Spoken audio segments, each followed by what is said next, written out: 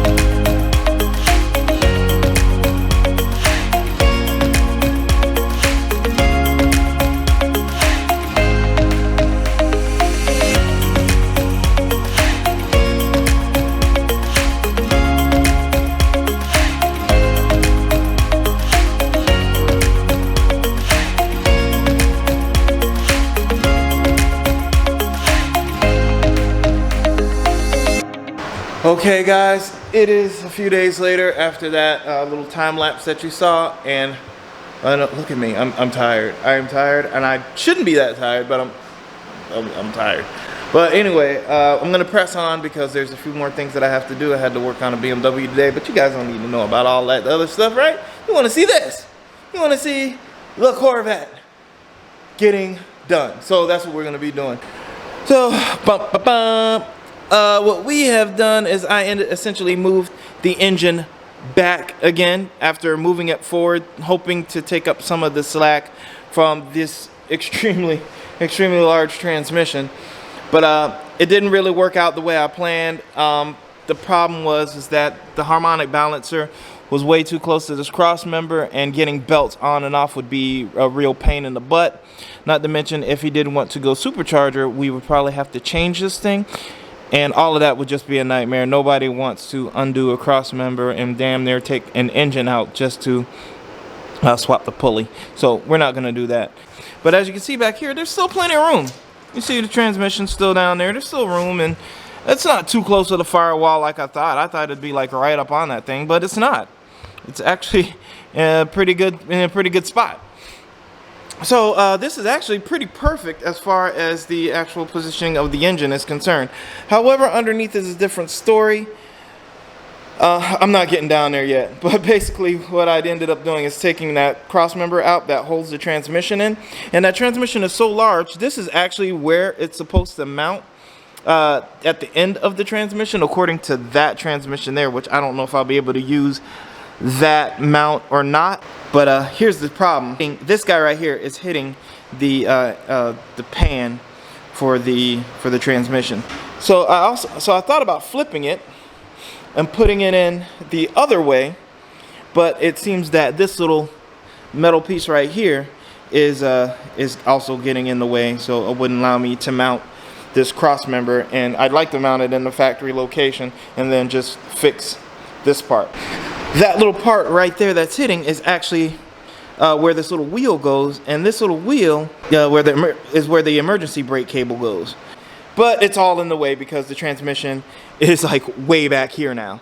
So what I'm gonna do is cut this guy off, and then I'm gonna set the cross member just in there for now so that the transmission can just kind of rest on it while I move it over here to the lift, put it in the air, and then we can start some surgery. Grab some fresh coffee, and we're gonna go ahead and cut this bad boy off. I'm gonna mark where it went before, so just in case. I always like to mark where things were and get as close as I can to like some factory style stuff. Keep as much authenticity in this thing as possible.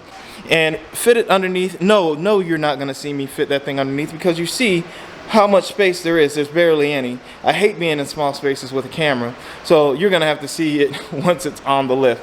I can take this whole contraption off of here and put this up here and then do something that finally gets this thing bolted in all the way permanently last time, and then we can go ahead and start measuring for the drive shaft. And also we're going to take this fuel tank out as well. I might have to take that tank out tonight. So I got a lot to do, guys, so let me go ahead and get my cup of coffee, and then we're going to get started. You're just going to see a whole bunch of time lapsing, so see you guys in a bit.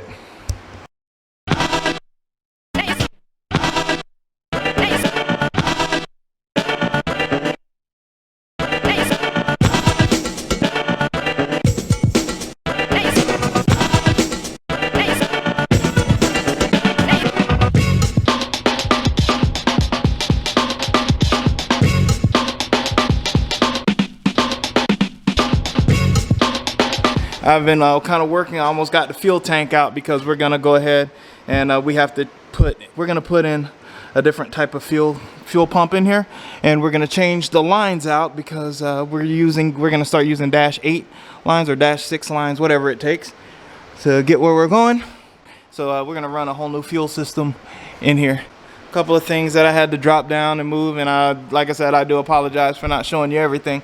I'm gonna go ahead and just finish yanking this out. Just gonna undo those hoses there. I'm not gonna time lapse any of that. I'm just gonna go ahead and do it, and then I'll show you guys once it's on the ground. Okay, guys, it is another day in the shop. You know, pretty much left it from last night, and the only thing I'm gonna do now is I'm probably just gonna go up under here, and we're gonna go ahead and take out this fuel system here. It's kind of garbage, so we're taking that out. So basically, I'm just going to take the fuel lines out, put them somewhere. As you can see, the tank is nowhere to be found. I set it outside of the store with Pedro for right now because I do not want, I don't want any fumes or anything going on in here. So I went ahead and kicked it outside. I'm going to take all the lines and stuff outside because we're going to go ahead.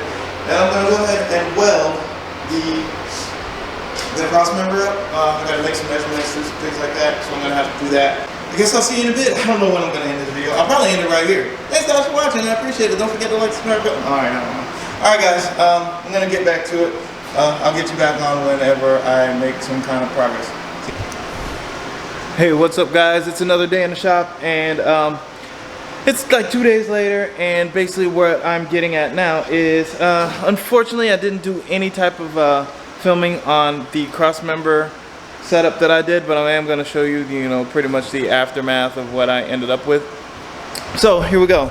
Alright, so this is my new modified Crossmember, and as you can see, I had to cut reliefs in here to avoid hitting the transmission on the bolts, and then there was like another protrusion here that I ended up having to cut down that is on the transmission. I'll show you that in just a second. Now, as you can see, this has this rounded edge, and when I cut it out, what I did is I flipped it around and welded it in here. A little bit of extra bracing in there.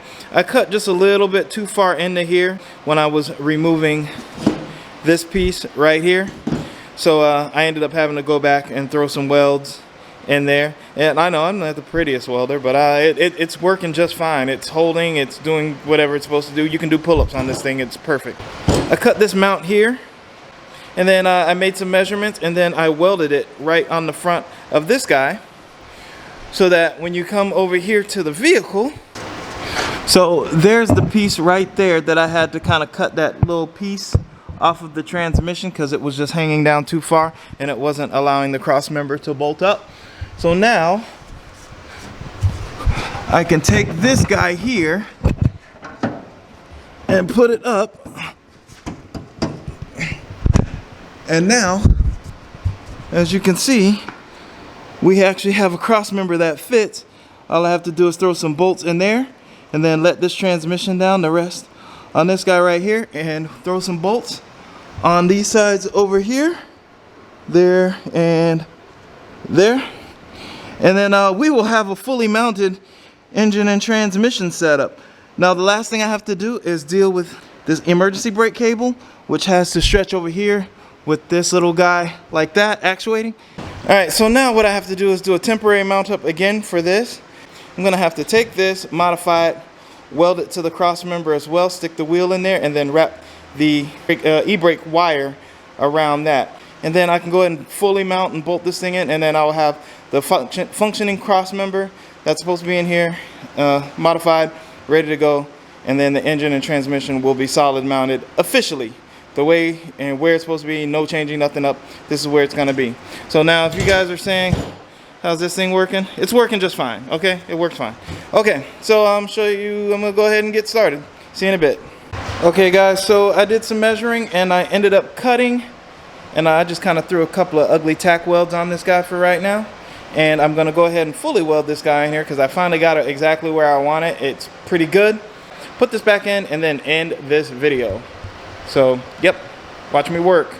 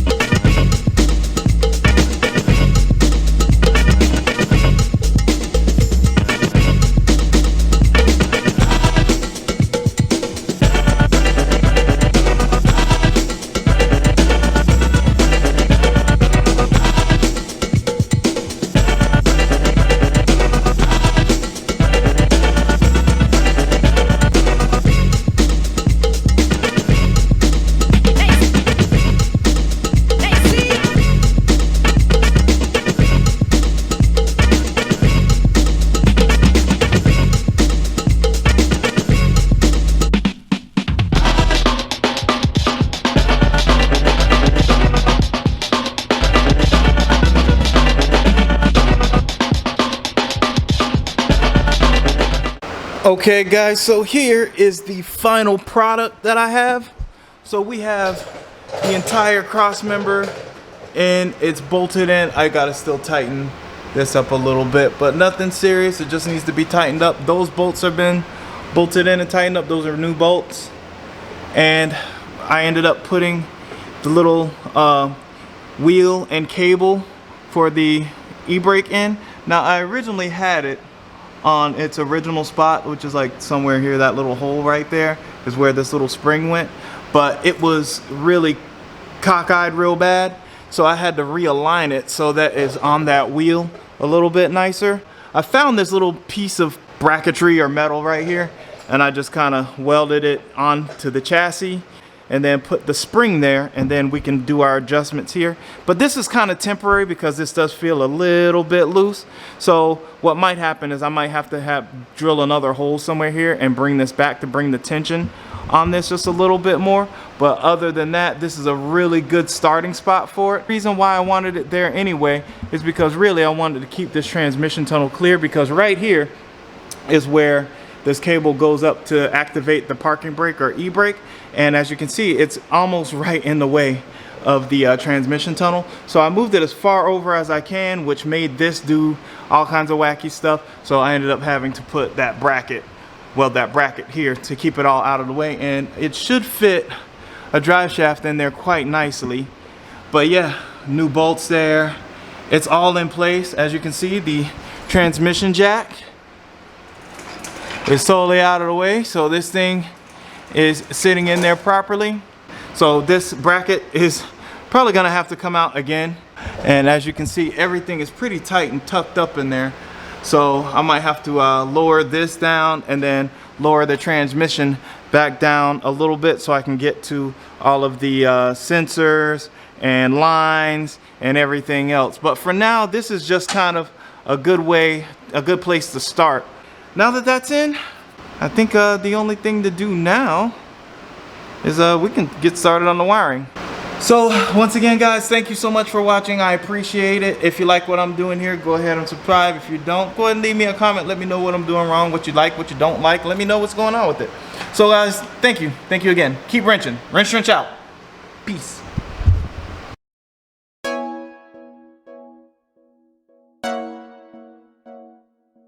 Now I remember your smile.